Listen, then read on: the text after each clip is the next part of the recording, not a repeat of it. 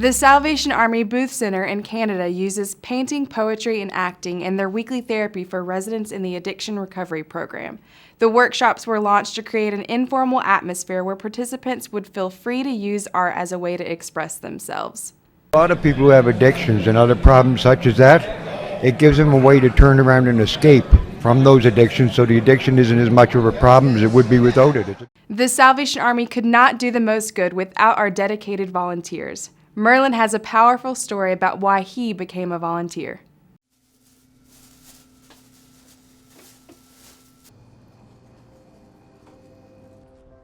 My name is Merlyn, and I volunteer for the Salvation Army. My son Nathan was diagnosed with cancer when he was a senior in high school.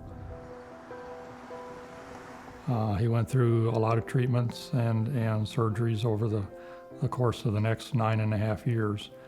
And the cancer eventually took his life a couple years ago. Nathan was empathetic towards people, and I think that change came in him. Even though he was a young adult, he looked at life differently after going through the whole cancer thing. After Nathan had passed away, I was going through some of his things up in his room, and he had this really nice portfolio notebook.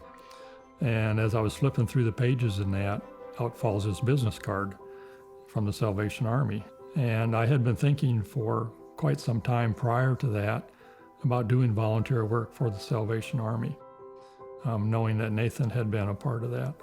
And then out falls this card, and it's kind of like wham, it hits you in the forehead. I know the impact from the Salvation Army on the community is very large and felt by a lot of people. It's a rewarding experience to see the look on people's faces when you're able to help them. To see how grateful they are is so neat, and to be able to just be a little part of that maybe help brighten someone's day. Nathan had a gift for talking with people, and now with my volunteer work at the Salvation Army, being able to once in a while talk with people, it's kind of neat to carry that on. As we close, we hear from the book of James. Consider it pure joy, my brothers and sisters, whenever you face trials of many kinds, because you know that the testing of your faith produces perseverance. For Salvation Army Today, I'm Megan Hoffer. God bless.